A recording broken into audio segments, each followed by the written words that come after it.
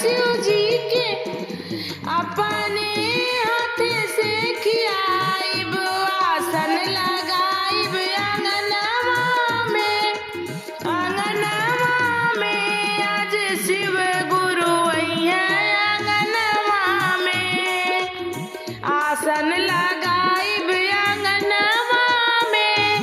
अंगनवा में आज शिव गुरु अइहे भवनवा में, आज शिव गुरु अइहे भवनवा में।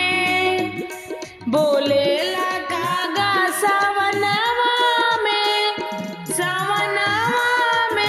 आज शिव जी अइहे अंगनवा में, आज शिव जी अइहे अंगनवा में।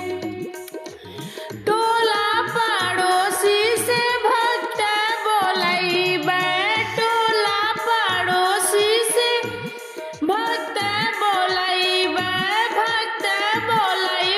हो चर्चा करैबे, भक्त बोलैबे हो चर्चा करैबे।